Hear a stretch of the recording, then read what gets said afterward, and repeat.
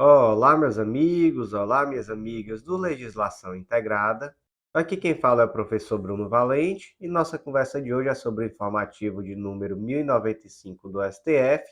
Faça aquele convite, não deixe de se inscrever no nosso canal, seja no Spotify, Deezer, Apple Podcasts, Google Podcasts ou no YouTube, nem de ativar o sininho para ficar sabendo de todas as notificações.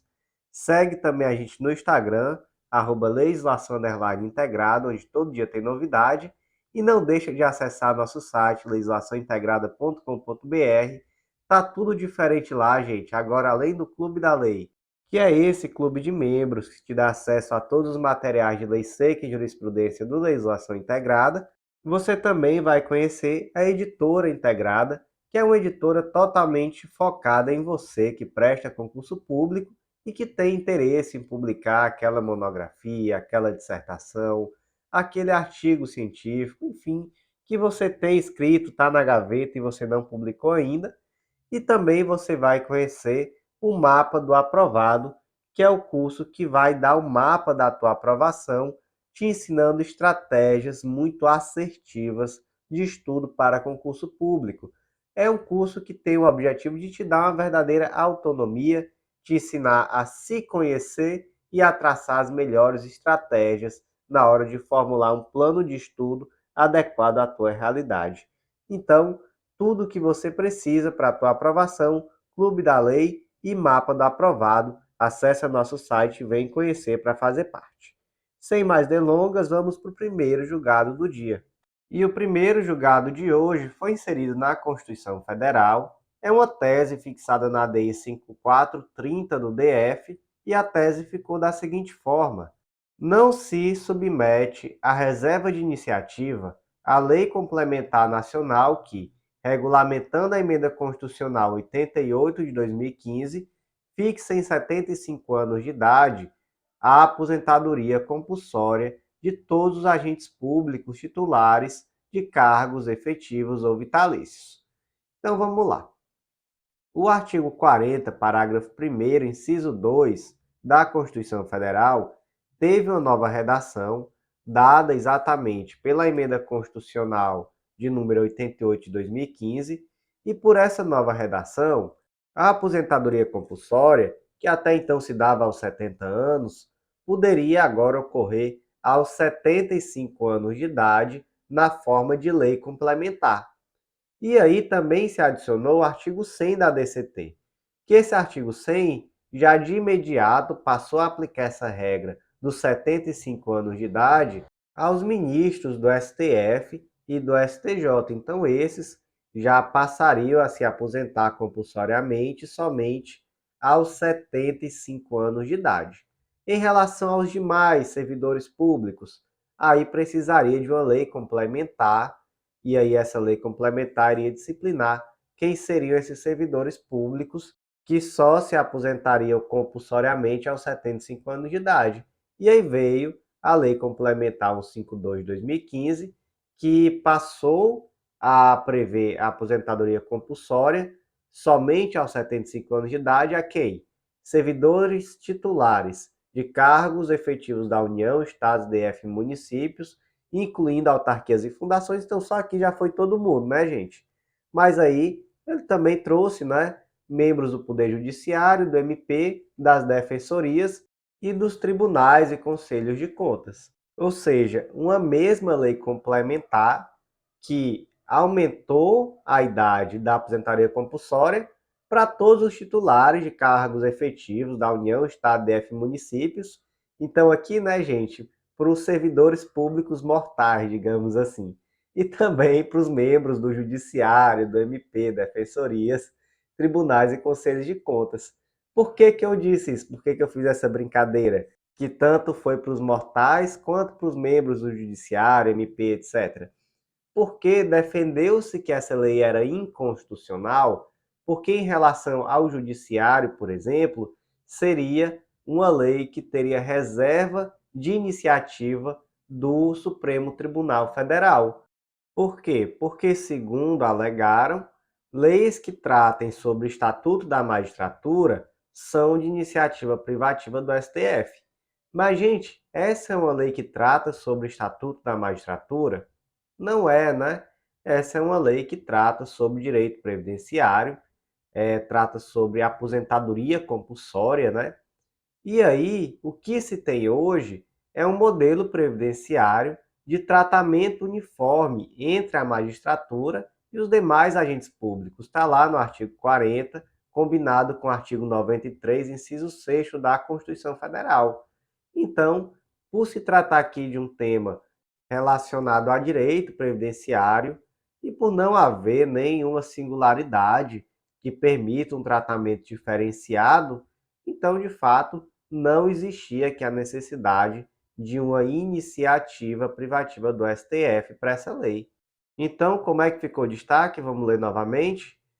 Não se submete à reserva de iniciativa a Lei Complementar Nacional que, regulamentando a Emenda Constitucional 88 de 2015, fixa em 75 anos de idade a aposentadoria compulsória de todos os agentes públicos de cargos efetivos ou vitalícios. Gente, já peço desculpa pela minha voz, estou um pouco gripado. Com certeza vocês estão percebendo que ela está um pouquinho estranha, mas eu acho que dá para continuar. Infelizmente, vamos ter que ir assim mesmo. Próximo julgado do dia foi inserido na Lei número 9882 de 99, Lei da ADPF, e foi mais uma tese fixada na ADI 2231 do DF, que ficou da seguinte forma: é constitucional a Lei 9882 de 99, que dispõe sobre o processo e julgamento da arguição de descumprimento de preceito fundamental. E o que é isso, né, gente? O que é essa ADPF? Gente, a ADPF ela está situada no âmbito do controle concentrado de constitucionalidade e a Lei 9882 de 99 ela veio exatamente para suprir a necessidade de um instrumento de controle concentrado de constitucionalidade em relação àqueles atos que não pudessem ser abarcados pela ADI ou pela ADC, né? Ação direta de inconstitucionalidade e ação direta de constitucionalidade. Então, a princípio, né, já de cara devemos destacar que se trata de uma lei constitucional, de fato, é um instrumento importantíssimo, conforme o STF aqui reconheceu, é um verdadeiro marco na mudança da fiscalização realizada pelo STF, com base na tutela de preceitos fundamentais.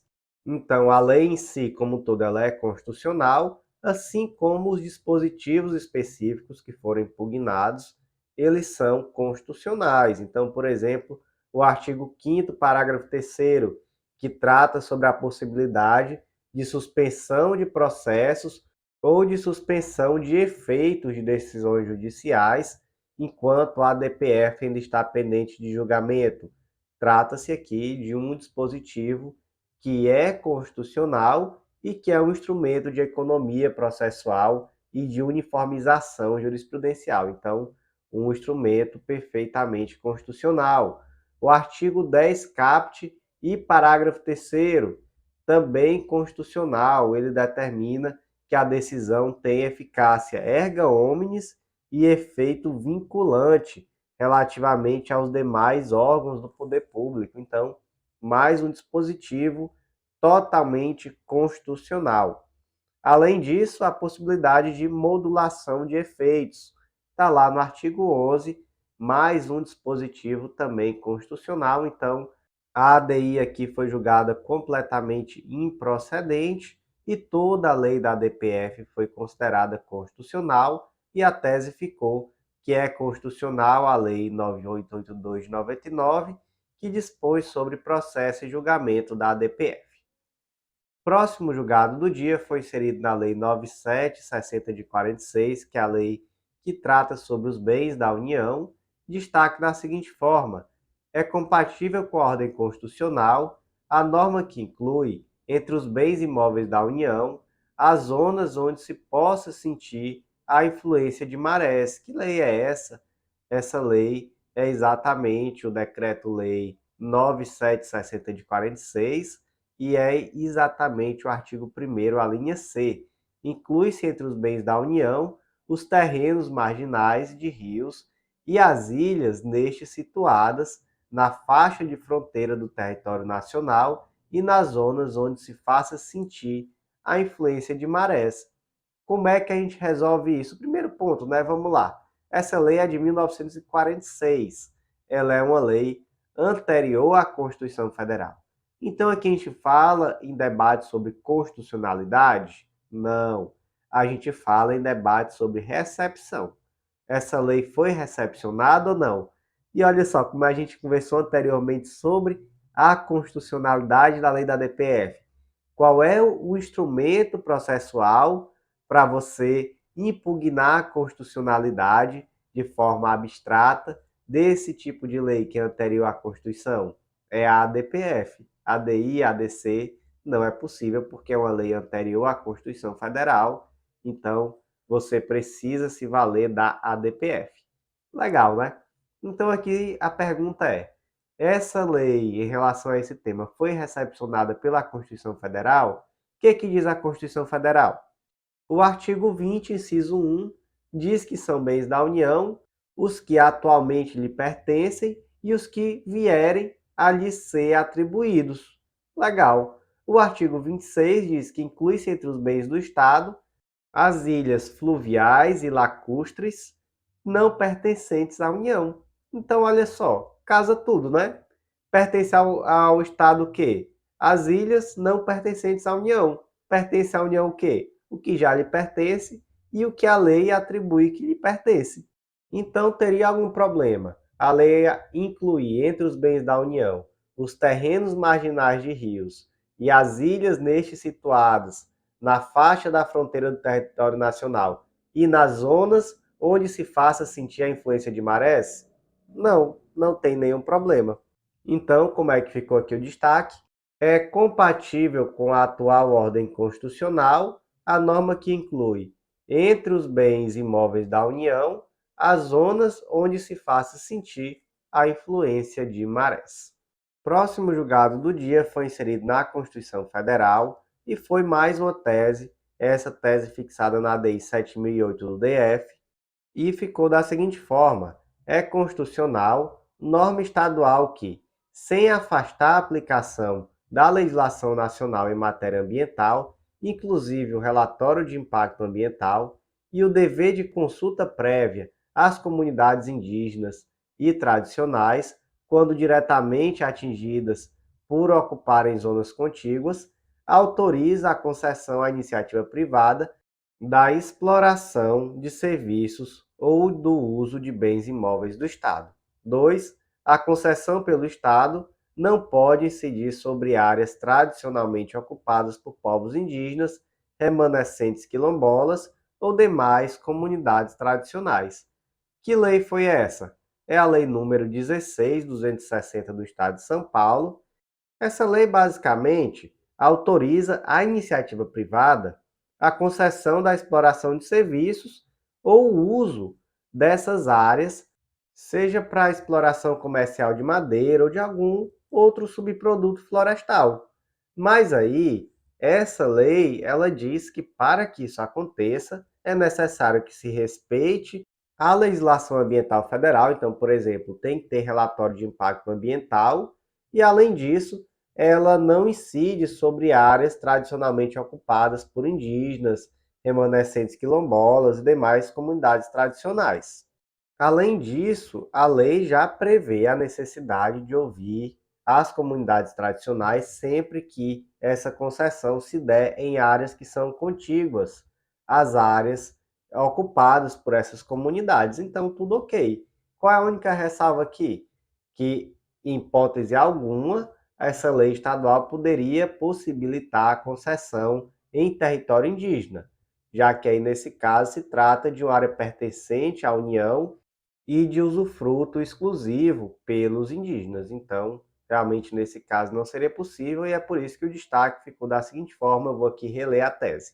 É constitucional, norma estadual que, sem afastar a aplicação da legislação nacional em matéria ambiental, inclusive relatório de impacto ambiental, e o dever de consulta prévia às comunidades indígenas e tradicionais, quando diretamente atingidas por ocuparem zonas contíguas, autoriza a concessão à iniciativa privada da exploração de serviços ou do uso de bens imóveis do Estado. 2. A concessão pelo Estado não pode incidir sobre áreas tradicionalmente ocupadas por povos indígenas, remanescentes quilombolas e demais comunidades tradicionais. Próximo destaque do dia inserido na Constituição Federal, destaque da seguinte forma: o prazo previsto para a convocação de suplente, no caso de licença de parlamentar, para tratar de interesse particular, é de observância obrigatória pelos Estados-membros e deve ser adotado pelas respectivas Assembleias Legislativas. Certo, onde é que está esse prazo na Constituição Federal? Está lá no artigo 56, parágrafo 1º da Constituição. Não perderá o mandato o deputado ou senador, e aí, inciso 2, licenciado pela respectiva casa por motivo de doença ou para tratar sem remuneração de interesse particular, desde que nesse caso o afastamento não ultrapasse 120 dias por sessão legislativa. Parágrafo 1º, o suplente será convocado nos casos de vaga de investidura em funções previstas neste artigo ou de licença superior a 120 dias. Então, em resumo, o deputado federal, o senador, precisou se afastar por mais de 120 dias para tratar de algum motivo, de algum interesse particular, enfim, vai ser convocado um suplente para ficar no seu lugar. Beleza, qual o problema? A Constituição do Acre, ela trouxe uma previsão um pouco diferente em relação aos deputados estaduais.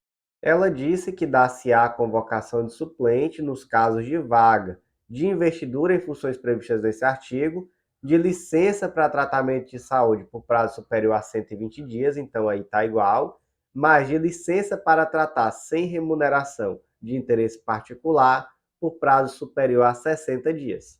Então, nesse caso do afastamento para tratar de interesse particular, a Constituição do Acre trouxe um prazo inferior, né? Basta que o deputado se afastar por 60 dias. É constitucional essa previsão? Não, não é constitucional, porque se trata de uma norma de observância obrigatória, então deve-se aplicar aqui o princípio da simetria, e se fundamenta aqui também de que essa alternância excessiva no exercício do mandato, ela é prejudicial na medida em que seria um prazo muito exíguo, apenas 60 dias de afastamento, já iria convocar o suplente, e não é isso que a Constituição Federal prevê acerca do tema. Então, vamos reler aqui o destaque, como é que ficou. O prazo previsto para a convocação de suplente, no caso de licença de parlamentar para tratar de interesses particulares, é de observância obrigatória pelos Estados-membros e deve ser adotado pelas respectivas Assembleias Legislativas. Próximo julgado do dia, inserido na Constituição Federal, destaque da seguinte forma: é inconstitucional por violar a competência privativa da União para legislar sobre energia e exclusiva para fiscalizar os serviços de energia e editar normas gerais sobre sua transmissão, norma municipal que, sob fundamento do exercício de poder de polícia, institui taxa em razão da fiscalização da ocupação e da permanência dos postes instalados em sua via pública. Olha só que lei interessante, a Lei Complementar 21 de 2022, do município de Santo Amaro da Imperatriz, município de Santa Catarina. Essa lei trouxe uma taxa a ser cobrada em razão da fiscalização da ocupação e da permanência dos postes instalados em vias públicas. Então, todo mês ou fração, a companhia elétrica, por exemplo, teria que pagar R$ 2,00 por poste instalado na via pública. Para quê? Para fiscalização da ocupação e permanência desse poste instalado. Estranho, né? Mas, enfim, foi uma forma que o município achou de arrecadar dinheiro. Essa lei é constitucional? Não, essa lei não é constitucional, até porque a competência para legislar sobre energia ela é privativa da União. E também, gente, a competência para fiscalizar o serviço de energia e editar normas gerais sobre transmissão também é da União. Está lá no 21, inciso 12, a linha B. Né? A questão da competência privativa para legislar sobre energia está no 22, inciso 4º. Então, existe aqui uma impossibilidade dos municípios instituírem taxas de fiscalização dos postes de energia elétrica. E, gente, a ilegalidade e inconstitucionalidade dessa lei fica ainda mais clara, porque a Lei número 94.2796 trouxe uma regulação nos seguintes termos, olha só. As normas de regulamentação complementar baixadas pela unidade federativa deverão se harmonizar com as normas expedidas pela ANEEL. E o parágrafo 2º, aqui do artigo 21, diz que é vedado à unidade federativa conveniada exigir de concessionária ou permissionária sobre sua ação complementar de regulamentação, controle e fiscalização, obrigação não exigida ou que resulte em encargo distinto do exigido de empresas congêneres, sem que haja uma prévia autorização da ANEEL, Agência Nacional de Energia Elétrica. Então, de forma alguma, a lei municipal poderia trazer uma cobrança de uma taxa de fiscalização da manutenção de um poste elétrico. Eu fico até imaginando como é que se dá essa fiscalização. Todo mês passa o fiscal da prefeitura e vê, o poste está aqui ainda, ó. Legal, R$ 2. Realmente não faz o mínimo sentido esse tipo de previsão legal. Então, como é que ficou aqui o destaque? É inconstitucional por violar a competência da União privativa para legislar sobre energia e exclusiva para fiscalizar os serviços de energia e editar suas normas gerais sobre transmissão, norma municipal que, sob fundamento do exercício do poder de polícia, institui taxa em razão da fiscalização da ocupação e da permanência dos postes instalados em suas vias públicas. Gente, o último julgado do dia, ele não foi inserido no material, mas eu vou ler aqui somente o destaque, tá? É constitucional a Portaria 314 de 2022, editada pelo Ministro de Estado da Educação, que dispõe sobre a habilitação e autorização para a oferta de cursos técnicos por instituições privadas de ensino superior. Gente, por hoje foi isso. Eu agradeço a vocês que ouviram até o final. Não deixe de se inscrever no nosso canal, seja no Spotify, Deezer, Apple Podcasts, Google Podcasts ou no YouTube. Não deixe de compartilhar com aquele amigo que tem interesse nesse tipo de conteúdo, porque ajuda muito o canal a crescer e é um incentivo para a gente continuar desenvolvendo esse trabalho. E não deixa também, mais importante ainda, de acessar legislaçãointegrada.com.br, conhecer a editora integrada, o Clube da Lei, nosso clube de membros que dá acesso a todos os materiais de lei seca e jurisprudência do Legislação Integrada e a mais de 100 planos de leitura, e também o mapa do aprovado, esse curso que te ajuda a ter autonomia no momento de traçar as melhores estratégias para o teu estudo. Então, com o mapa do aprovado, você com certeza vai aprender a fazer um plano de estudo totalmente focado na sua realidade e a readequá-lo sempre que necessário. Então, vem fazer parte do Mapa do Aprovado, vem fazer parte do Clube da Lei e eu te aguardo no nosso próximo podcast. Até lá!